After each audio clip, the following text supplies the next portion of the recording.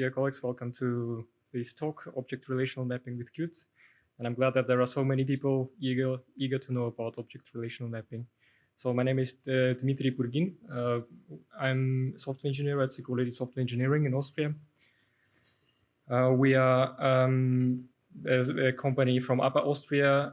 We do software for our customers in off-highway automotive, in medical industry. Basically, these are embedded Linux applications.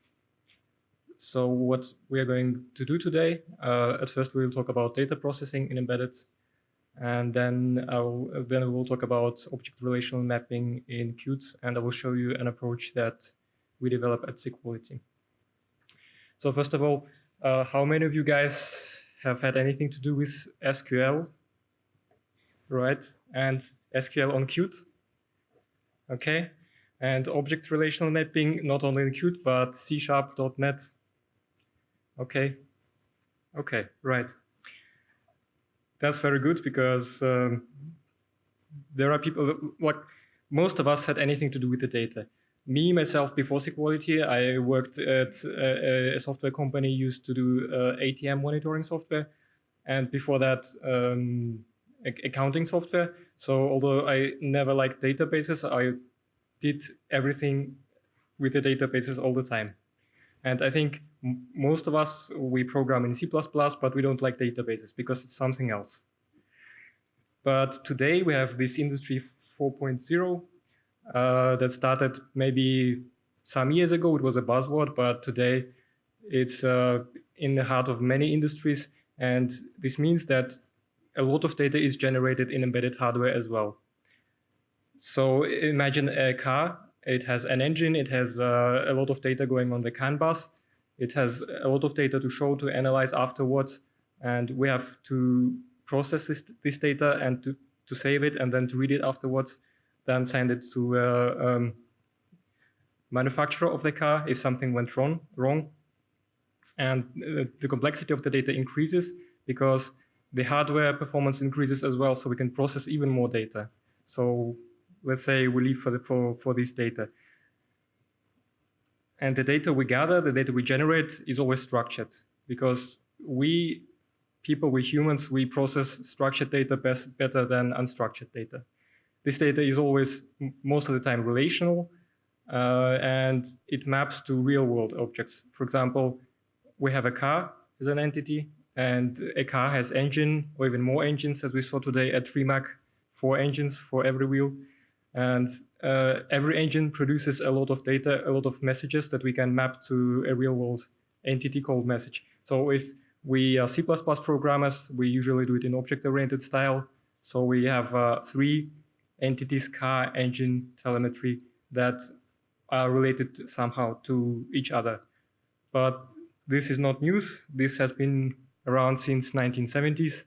So there is a theory for relational databases, and it's been there the whole time. Now, this example that I just had, if we make a data model for it, so we have a car, one car, and we have probably multiple engines, and every engine generates multiple telemetry data. So this was taken actually from a real project, recent project of ours. They have a lot of engine messages going around on the bus, but I just reduced it to timestamp, temperature, and power of the engine. So we want to build, we want to save this data, of course, and on embedded, we usually save it to files, CSV files that we just sent somewhere, but we have to write our own generator of CSV files, and then a reader of CSV file if we want to analyze it later. And what we usually do if we work with structured data, we use a database. On embedded, we will most likely use SQLite because it's light, because it's always, it has been in Qt since Qt 4 at least, maybe even earlier. And if we make an SQLite database, then we have 3 tables with ID. Every table has an ID. So you can argue here, okay, the car VIN is also a unique identifier. I congratulate you, you get an A in a database modeling class. But in real world, we mostly use auto-generated integer identifiers for tables. So we have a database now, and if we want to work with it in C++, we write a C++ function that generates a query. We write a query text that inserts telemetry into a database, and we bind our values that we got somehow from the bus, and we execute a query. So do we have problems here? I think we have problems, right? Does anybody see a problem? No error handling. Exactly, no error handling. But for simplicity, let's leave this out. Renaming the type, exactly. So if we rename something in the database, we have a problem. We need to rename it in the database, we need to rename it in the text, but we have to find all the places in the text that are actually strings. So we can't use refactoring tools of Qt Creator to help us here. And another thing, we all know SQL, we all work with SQL, but another problem that I see, you need to learn SQL. It just doesn't come for free if you program C++. So we need to learn SQL in database specifics. SQL statements are in text, and there is strong coupling to Qt SQL. So if we want to change something, we are coupled to SQL. If you want to test something, to mock something, like in a unit test, we always have to have an SQL database that is backed up or restored somewhere for the unit test to run clean. But if we can live with that, let's look into reading code. Again, we have a text with an SQL statement. We bind values, we execute a query. So we get a role set. What do we do next? Ideas? What do we do with the data? Let's say we have an error log. We want to show it. What do we do? Yes? Exactly. We convert it to C++ data, and if there is another data structure for it, and if we want to show it in QML, we want to convert it not to an arbitrary data structure, but to a descendant of QAbstractList model. And we have to do a lot of boilerplate code, like row count, data, role names, and so on. Another thing, we could just return all this data set, but we have something to do with QVector of SQL records. So that's even more strong coupling to Qt SQL. So if this is a client code and we want to do something in client code, we have to deal with QSQL records. So our client code have to know something about QSQL record and Qt SQL module. And another thing that is not really clear here. Remember this model, telemetry is a table that has a reference to engine ID. So in SQL, we get just an ID, just a number. So what do we do with related data? We want to drill down in this message to get the actual engine. So what do? We just have to make another select. And this is the same problem again. We have to read data, we have to make a query, we have to generate it, and so on. So just to remind you what the problems are and how can we solve this. As the colleague already told, we can extract it to a C++ object, like data transfer object. This will be domain specific. And we can use these classes in business logic. So if we query data, we get a list of our objects and not QSQL records or something. And we enclose this persistence logic that actually works with the database in a separate module that has the interface with our domain-specific C++ classes. So let's try this out. We have this data model again, to remind, and the C++ instance of this data model. So we have three classes. Car has a VIN number, has a set of engines, 4 if it's a remark car, and these are pointers to another class, which has pointers to a car to determine which car it is, and a vector of telemetry messages. So what is the difference between these two data models? Anyone? Ideas? Well, the first, I think the most important difference is that in SQL data model, we have an ID as integer. This is a key that uniquely identifies this role. And row. And in C++, we don't have this. We have an object that is actually a pointer. Well, it points to a memory, and we can actually have two equal objects of car with the same VIN, with the same pointer to engine, that are actually not identical. These are two different addresses in the memory, and they're not identical. And in SQL, we can't have this. We can't have two rows in the table car with the same VIN and with the same ID, because SQL doesn't allow that.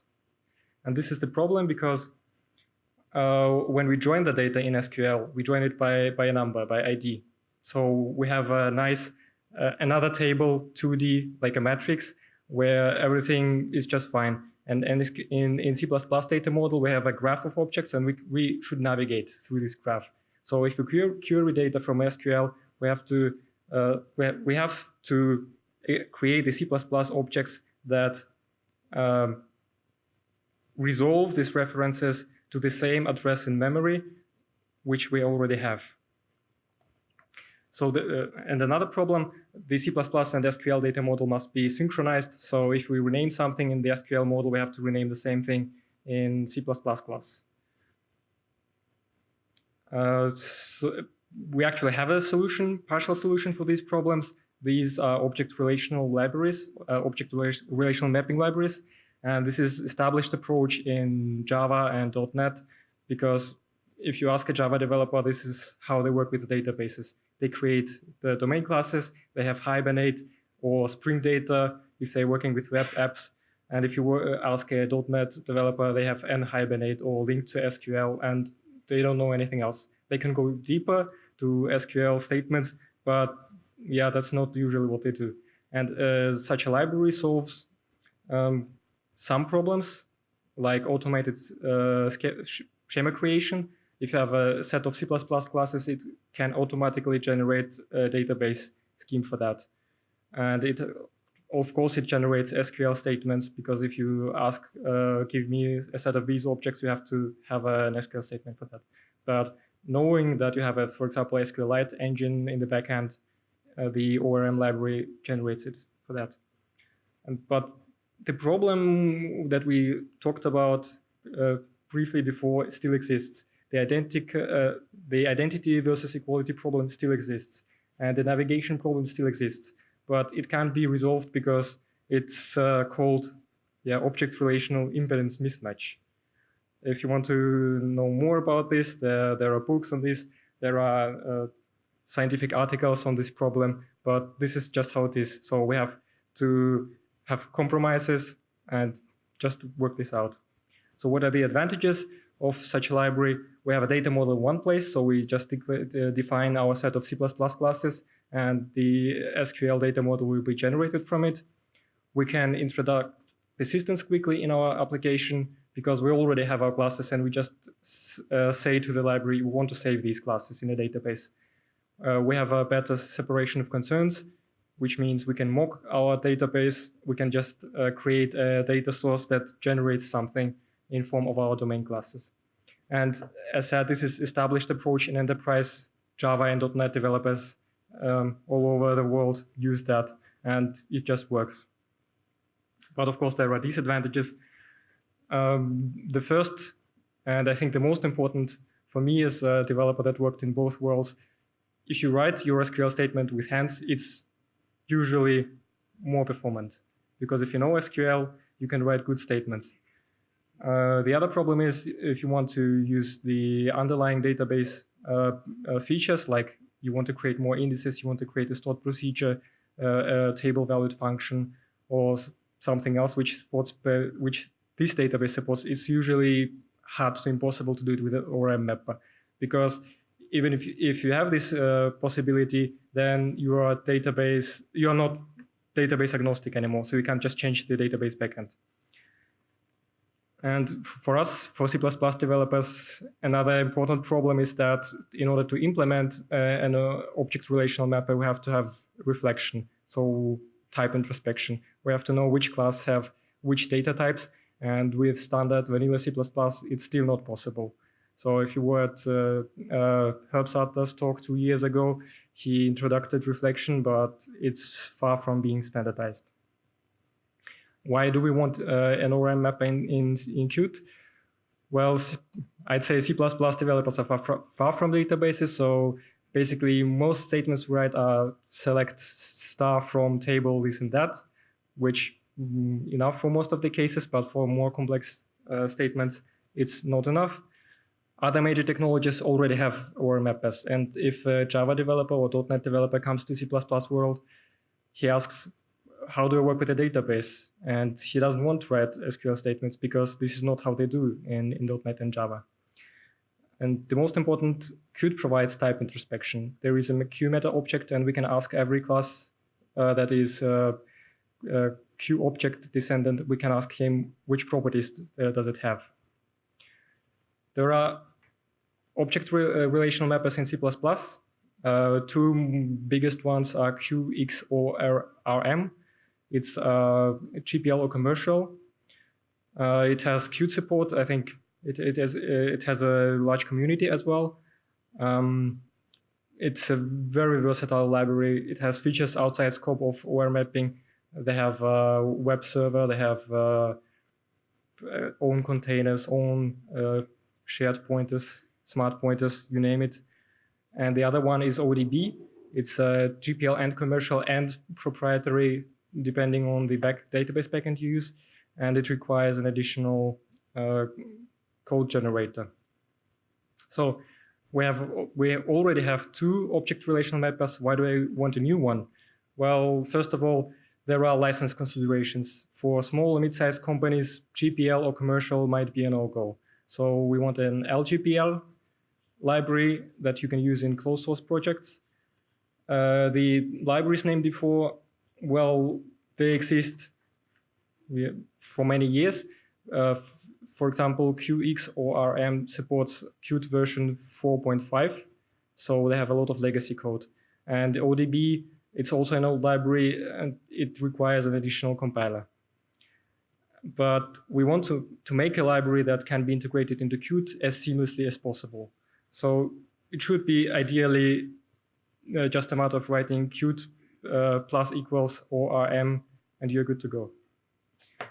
And this is exactly what we achieved with our new library, QtRM. It's an open source library under LGPL v3. We implement it as a Qt module. It requires C++ 17 because we know from talk of last know that Qt 6 will require it. So we will go into the future. But as said, it's not an official module and it's in a prototype phase. So as an example, let's look how can we do. Let's look what we can do with this module. So we want to make this mapping a database table car, C++ table, C++ class car to a database table car. And what we can with Qt, we can create a Q object descendant with exactly these properties. And with QtORM, or IM for Qt, to be precise, you don't need anything else. This works with the Qt meta object system. So all the properties you have listed, they will be mapped into database tables. The only technicality is that it should have this default constructor, and this default constructor must be Q invocable, so that the Qt meta object system knows that this constructor can be invoked and created using the meta object system. And there is another technicality. There should be a Q register or RM entity for all the domain classes, but this is in order to register meta types that can be used in Q properties. So otherwise you would write Q register meta property, this and that. So let's see. In Qt creator, right. So I have this example project. Almost everything that I will show you now is generated using Qt creator. Normal vanilla Qt creator. I created a new project, an empty console Qt project. I added Qt plus equals ORM, config plus equals C++ 17, and I created the domain classes. But I created them, as you can see from formatting, I created them just using new class and then added Q properties using the Q property template like this, and you can create all of them in less than 1 minute. So I have these domain classes, car with ID, VIN, and references to engines. Where I have a class engine with ID, with serial number, which car it belongs to, and which telemetry messages it has. And telemetry, here I have ID, timestamp, temperature, power. This is one single telemetry message. So if we go to main CPP, I say Q register ORM entity, and I register all my entities. So at this point, the database is empty. So we create our entities, 2 new cars with different VINs, and to save it, we create an ORM session. This is a class that is an entry point to ORM mapper, and we just call merge. We tell him which objects we want to merge, and if we build it, okay, I want best performance, of course. So we build it, we run it, and we see that the tables were generated. So it inserts 2 values into the table car just by calling merge. And we want to generate more engines, and we want to merge them as well. So we create 2 engines, set 2 serial numbers. Okay, that's a typo. We say that this engine belongs to car 1, belongs to car also car 1, because remember we are at Remark, 4 engines, so we have 2 wheels for tests. We say car 1 has 2 engines, initialize a list more than C++, and we just merge everything into the database. Now we build it. Oh, yeah. Thanks. So we build it. Unfortunately, I don't think I can change something here. So font 28. Yeah, should be enough. So now we see that first of all, the database scheme was updated with engine because we used the engine entity. And then we inserted 2 new records in the engine with new serial numbers. And note that here we gave him references to our car object, but it was actually mapped to an ID that we already written before. There are also transactions. Well, we tend to keep it declarative, like in Java Spring. At the beginning of the block, we say we want a transaction, and this block requires a transaction, and at the end of the block, we want to commit. Now we merge 3 new messages. This helper function just creates a new object, sets the data, sets the current date time, and says that the engine has this message now. And we just merge everything. And if it didn't work, then we roll back. Otherwise, we commit. Well, it's a transaction, so we see that. Yeah, we see that it inserted our 3 messages, and it was committed because there was no error, right? So if we want to roll back for some reason, we say roll back. If we want to dismiss this token, we just say disengage, and nothing happens with the transaction. Now, we have saved our data, but how can we read it? And this is where it gets cool, because if you know link from .NET, this works pretty similar to link. There is a method of session from, and we say which entity do we want to query the data from, and we say select. And we get the query results, and we want our row set as a vector, but it actually translates to a Q vector of cars automatically. So we want to iterate through our cars and extract our data, and it makes eager fetching. It means all reference data is queried as well. Now we build it.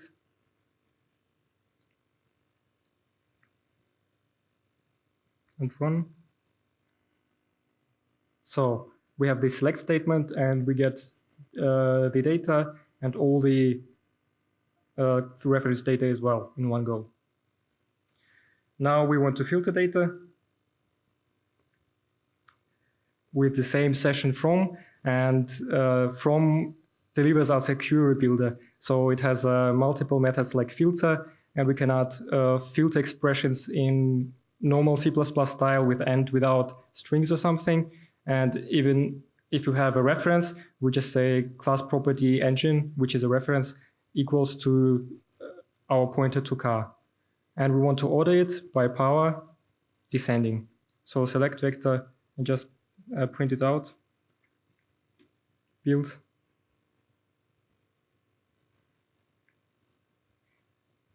Now run. Okay, so we selected everything that was above or equal 300. Yes.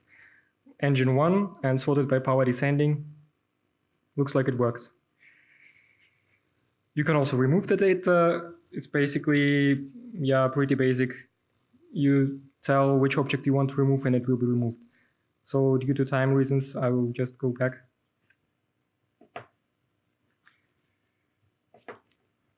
Oh yes, exactly. This is one important point. To configure a session, you have to tell it which database to use. So just like in Java, we can use a JSON file which is in resource.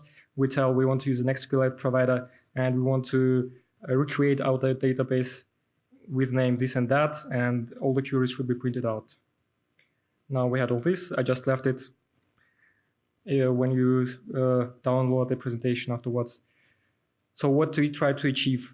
As little boilerplate as possible. You saw that you almost don't need anything specific. You don't need to write declare this and that, declare pointers, declare columns, because everything we get everything from Qt meta object system.